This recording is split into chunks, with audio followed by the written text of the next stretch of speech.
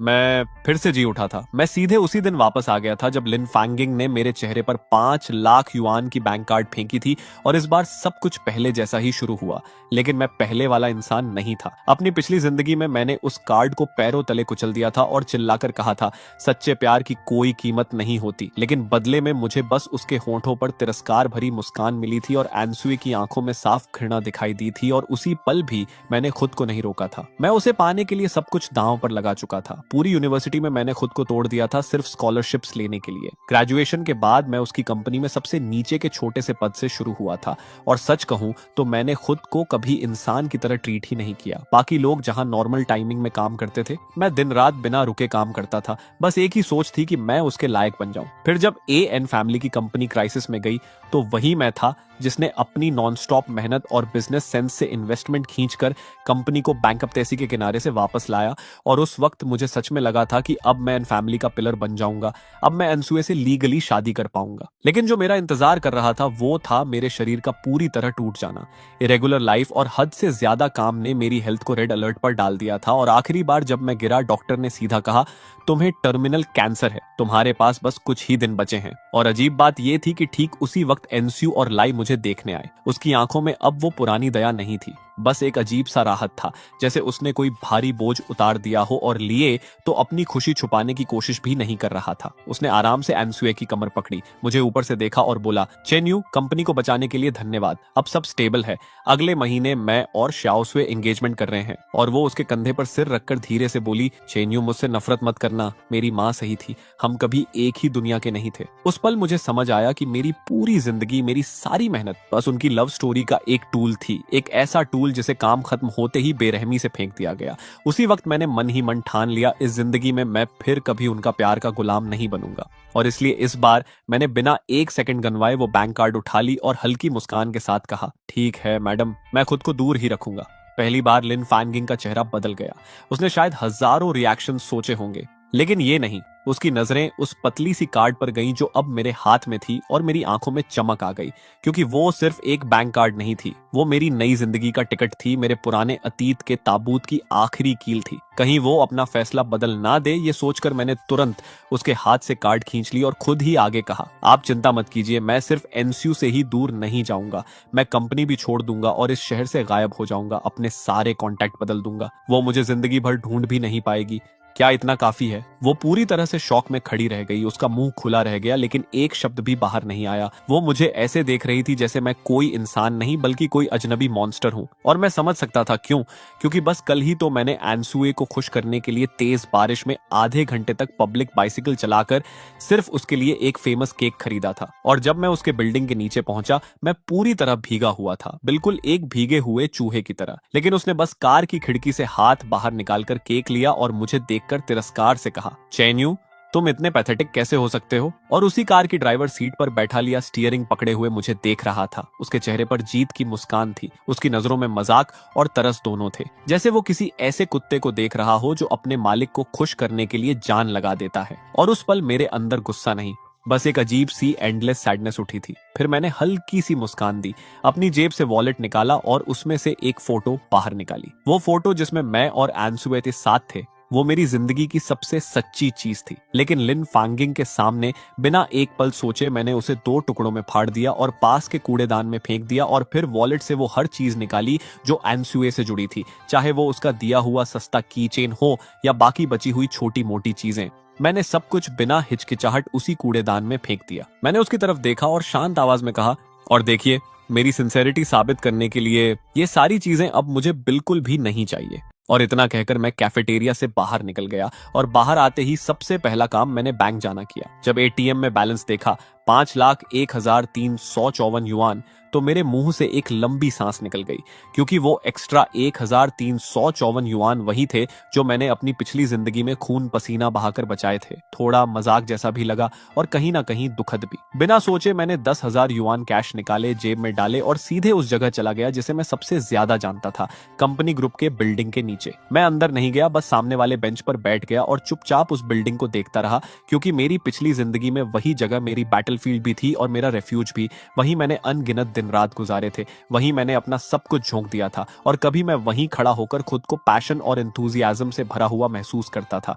मुझे लगता था कि मैंने अपना फ्यूचर अपने हाथ में ले लिया है। लेकिन अब जब पीछे मुड़कर देखता हूं तो समझ आता है कि मैं उस बिल्डिंग के अंदर बस एक रिप्लेसेबल पार्ट था, एक ऐसा डेडिकेटेड वर्कर जो दिन रात दूसरों के लिए काम करने वाला एक बेवकूफ था। तभी मेरा फोन वाइब्रेट हुआ। मैसेज था अंसुए का। चेन्यू, क्या मेरी माँ तुमसे मिलने आई थी? उसकी बातों पर ध्यान मत देना, वो हमेशा ऐसी ही होती है। मेरा इंतजार करना, आज रात मैं तुमसे मिलने आऊंगी, हमें सीरियसली बात करनी है। शो की तरीकी है। और उसके तुरंत बाद दूसरा मैसेज आया, मैंने बॉसन फ्रीटोस लिए हैं, तुम्हारे फेवरेट, आज रात तुम्हारे लिए लेकर आऊंगी। मैंने स्क्रीन पर उन शब्दों को देखा और अंदर से एक गहरी घिन महसूस हुई। वही पुराना साइकोलॉजिकल गेम, पहले चोट पहुंचाओ, फिर थोड़ा प्यार दिखाकर कंट्रोल करो, सस्ती सी टेंडरनेस देकर तुम्हें यह महसूस कराओ कि तुम इंपॉर्टेंट हो, ताकि तुम खुद ही उसके लिए सब कुछ कुर्बान कर दो। मेरी पिछली जिंदगी में मैं पूरी तरह उसके कंट्रोल में था। वो बस थोड़ा सा अच्छा बिहेव कर देती थी और मैं इतना खुश हो जाता था कि शब्द तक नहीं निकलते थे, और फिर और ज्यादा पागलों की तरह काम करता था, सिर्फ उसे ये साबित करने के लिए कि उसका डिसीजन गलत नहीं है। लेकिन अब मुझे सिर्फ न्यूजिया महसूस हो रहा था। मैंने उसकी प्रोफाइल फोटो खोली और बिना एक सेकंड सोचे डिलीट कॉन्टैक्ट दबा दिया। ये सब करने के बाद मैं उठा, पास की एक फोन शॉप में गया, अपना नंबर बदल दिया और फिर टैक्सी लेकर अपने छोटे से किराए के कमरे की तरफ निकल गया। कमरा छोटा था, लेकिन मैंने उसे हमेशा साफ सुथरा रखा था। दीवार पर अभी भी मेरी और एंसू की फोटोज लगी थी। शेल्फ पर वो किताबें रखी थीं जो उसने मुझे दी थी। लेकिन इस बार मेरे अंदर कोई भावना नहीं थी। मैंने एक एक करके उससे जुड़ी हर चीज ढूंढी और एक बड़े कचरे के बैग में डाल दी। फोटोज को फाड़ दिया, लव लेटर्स को जला दिया, उसके दिए हुए सस्ते गिफ्ट्स भी बिना सोचे फेंक दिए। और जब मैंने आखिरी फ्रेम उठाया जिसमें उसकी मुस्कान थी और उसे भी कूड़ेदान में फेंका, तो अचानक मुझे लगा जैसे मेरा पूरा शरीर हल्का हो गया है, जैसे मैंने 10 साल का बोझ एक पल में उतार दिया हो। फिर मैंने कंप्यूटर खोला और रेजिग्नेशन लेटर टाइप किया, सीधे, बिना किसी घुमाव के, बस कुछ लाइंस। रिस्पेक्टेड मैनेजमेंट, मैं चेन्यू अपनी मर्जी से रेजिग्नेशन दे रहा हूं, कृपया इसे अप्रूव करें।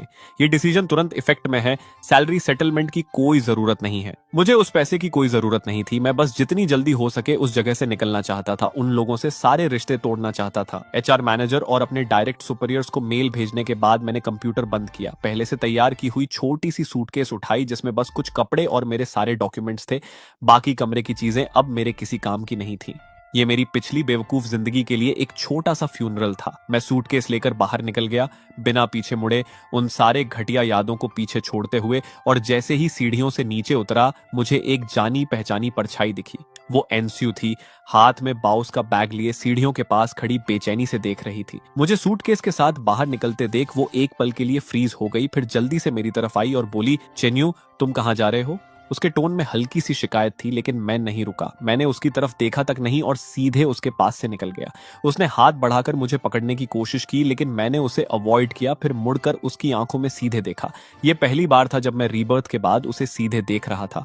वो अब भी उतनी ही खूबसूरत थी, वही फ्लॉलेस मेकअप, वही चेहरा, लेकिन इस बार मेरे अंदर कुछ भी नहीं हिला। लेकिन अब उस खूबसूरत चेहरे के पीछे मुझे सिर्फ सेल्फिशनेस, झूठ और अंधेरी नीयत ही दिख रही थी। उसने गुस्से में कहा, क्या हो गया है तुम्हें? मैं तुमसे बात कर रही हूं। और जब मैंने उसे पूरी तरह इग्नोर किया तो वो और चिढ़ गई। क्या मेरी माँ की वजह से तुम नाराज हो? मैंने कहा ना, उसकी बातों पर ध्यान मत दो, मैं फिर उससे बात करूंगी। लेकिन ये बताओ, तुम ये सूटकेस लेकर कहाँ जा रहे हो? कहीं ट्रैवल कर रहे हो या घर छोड़ रहे हो? तुम्हें नहीं लगता तुम बहुत चाइल्डिश बिहेव कर रहे हो? उसका टोन वही था, ऊपर से देखने वाला, जैसे मेरी सारी इमोशंस उसी के इर्द गिर्द घूमनी चाहिए, जैसे मैं कोई इंसान नहीं बल्कि उसका एक्सटेंशन हूं। मैंने उसे देखा और अचानक हल्का सा मुस्कुरा दिया, फिर शांत आवाज में कहा, एंसुए, तुम्हें यह जानने की क्यूरियोसिटी नहीं है कि तुम्हारी माँ ने मुझसे क्या कहा? मैंने जेब से बैंक कार्ड निकाली और उसके सामने हिलाई। तुम्हारी माँ ने मुझे 5 लाख युआन दिए ताकि मैं तुमसे दूर हो जाऊं। उसका चेहरा तुरंत बदल गया। वो घबराकर बोली, चेन्यू, उसकी बातों को सीरियसली मत लो। लेकिन मैंने उसे बीच में ही रोक दिया। मैंने सीरियसली ले लिया। मैंने पैसे एक्सेप्ट कर लिए और वादा किया कि मैं तुमसे दूर चला जाऊंगा। उसका चेहरा लाल पड़ गया, आधा गुस्सा आधा शर्म। शायद उसने सोचा भी नहीं था कि मैं इतनी शांति से ये सब रिवील कर दूंगा, क्योंकि उसकी सोच में मुझे शर्मिंदा होना चाहिए था, टूट जाना चाहिए था। उसने दर्द भरी आवाज में कहा, तुमने वो पैसे कैसे ले लिए चेन्यू? क्या हमारे बीच जो था उसकी कीमत सिर्फ 5 लाख युआन थी? मैंने उसे ऐसे देखा जैसे कोई दुनिया का सबसे अजीब तमाशा देख रहा हो और धीरे से कहा, अंशु, क्या हमारे बीच कभी सच में कुछ था भी? जिन फीलिंग्स की तुम बात कर रही हो वो बस ये था कि तुम आराम से मेरी अच्छाई का फायदा उठाती रही। मैं तुम्हारी फैमिली की कंपनी के लिए गुलाम की तरह काम करता रहा और तुम उसी वक्त किसी और आदमी के साथ लग्जरी कार में हंसती रही। तुम्हारे लिए फीलिंग्स का मतलब था एक तरफ मुझसे आई लव यू कहना और दूसरी तरफ ये कैलकुलेट करना कि जब मैं खुद को काम में मार डालूंगा तो जो कुछ मैंने बनाया है वो लीगली तुम्हारे पास कैसे आएगा। मेरी आवाज शांत थी लेकिन हर शब्द ठंडे चाकू की तरह उसके दिल में उतर रहा था। उसका चेहरा लाल से एकदम सफेद पड़ गया। वो घबराकर बोली, तुम क्या बकवास कर रहे हो? लेकिन उसकी आंखों में साफ डर था। वो मेरी तरफ देखने की हिम्मत भी नहीं कर पा रही थी। मैं हल्का सा हंसा और बोला, ठीक है, अब एक्टिंग करने की जरूरत नहीं है। तुम कैसी इंसान हो ये तुम खुद भी जानती हो और अब मैं भी साफ देख चुका हूँ। और जहां तक उन 5 लाख युआन की बात है, मुझे नहीं लगता तुम्हारी माँ हमारे फीलिंग्स खरीद रही थी। वो बस उन सालों की पेमेंट थी जो मैंने तुम्हारी फैमिली के लिए स्लेव बनकर काम किया। थोड़े कम है लेकिन कुछ ना होने से बेहतर है। वैसे भी मेरी जिंदगी की कीमत तुम्हारी नजर में ज्यादा है भी नहीं। इतना कहकर मैंने उसकी तरफ दोबारा देखने की जरूरत भी नहीं समझी। सूटकेस उठाई, मुड़ा और चल दिया। उसने पीछे से चिल्लाकर कहा, रुको, साफ साफ बताओ तुम्हें कुछ पता चल गया है ना? लेकिन मैंने पीछे मुड़कर नहीं देखा, बस चलते हुए कहा, मुझे सब पता है। तुम्हारे प्लान्स, कंपनी की कमजोरियां, उसका फ्यूचर। मुझे ये भी पता है कि कैसे तुम लोग ऊपर से सीधे नीचे गिरोगे और सब कुछ टूट जाएगा। और मैं उस वक्त सबसे ऊंची जगह पर खड़ा होकर ये सब बाहर से ठंडे दिमाग से देख रहा होऊंगा। मैंने एक टैक्सी रोकी और सीधे एयरपोर्ट चला गया। वो शहर जहां मैंने इतने साल बिताए थे धीरे धीरे पीछे छूटता गया। मैंने अपना नया फोन निकाला और सीसन पना की टिकट बुक कर ली। कोई खास रीजन नहीं था, बस एक ऐसी जगह जाना चाहता था जहां मौसम गर्म हो और मैं पूरी तरह रिलैक्स कर सकूं। आज से मैं सिर्फ अपने लिए जीने वाला था। और जहां तक आंसुए और उसके सारे झूठे रिश्तों का सवाल है, वो सब अतीत में सड़ते रहे। तभी फोन वाइब्रेट हुआ। अननोन नंबर से मैसेज था। चेन्यू, तुम अभी कहाँ हो? साफ साफ बताओ और फिर चले जाना। क्या तुम्हें कुछ गलतफहमी हो गई है? मैं और लिए सिर्फ नॉर्मल दोस्त हैं। मैंने मैसेज पढ़ा और होंठों पर एक ताना भरी मुस्कान आ गई। नॉर्मल दोस्त जो मिलकर मुझे इस्तेमाल करते रहे, नॉर्मल दोस्त जो मेरे मरने का इंतजार कर रहे थे ताकि सब कुछ अपना बना सके। मैंने बिना सोचे उस नंबर को ब्लॉक कर दिया और फोन बंद कर दिया। खिड़की के बाहर शाम ढल रही थी। आसमान गहरे नारंगी रंग में रंग चुका था और मेरी नई जिंदगी शुरू हो चुकी थी। सीसन पना की हवा नम और गर्म थी जिसमें मिट्टी और जड़ी बूटियों की खुशबू घुली हुई थी। मैंने पेड़ों के बीच छिपे एक छोटे से हॉस्टल में कमरा लिया जहां खिड़की खोलते ही हर तरफ हरियाली दिखाई देती थी। और उस पहले दिन मैंने कुछ भी नहीं किया, बस सोता रहा। मैं सुबह से रात तक सोता रहा और फिर रात से अगली सुबह तक, जैसे मैं अपनी पिछली जिंदगी की सारी खोई हुई नींद एक ही बार में वापस लेना चाहता हूं। और जब मेरी आंख खुली तो मुझे ऐसा लगा जैसे मेरा पूरा शरीर फिर से जिंदा हो गया है। वो थकान जो हड्डियों तक घुस चुकी थी, उसका नामो निशान तक नहीं था। मैंने अपना पुराना फोन चालू किया जो काफी समय से बंद पड़ा था और जैसे ही वो ऑन हुआ, अनगिनत मैसेजेस और मिस्ड कॉल्स एक लहर की तरह मेरे सामने आ गए और उनमें से ज्यादातर एनस्यू और उसकी करीबी सहेलियों के थे। चेन्यू, तुम कहाँ हो? अभी कॉल करो। ओए चैन, तुम अभी भी आदमी हो या नहीं? अगर कुछ है तो सामने आकर बात करो। ऐसे गायब हो जाना क्या होता है? चेन्यू, शायद चाओसू तो तुम्हारी वजह से पागल होने वाली है। जल्दी वापस आओ, बच्चा मत बनो। मैं एक एक करके सारे मैसेजेस पढ़ता गया लेकिन मेरे चेहरे पर कोई एक्सप्रेशन नहीं आया। और उन्हीं के बीच एचआर डिपार्टमेंट के भी कुछ मैसेजेस थे। चू, हमें तुम्हारा रेजिग्नेशन मिला है लेकिन प्रोसेस फॉलो करना जरूरी है।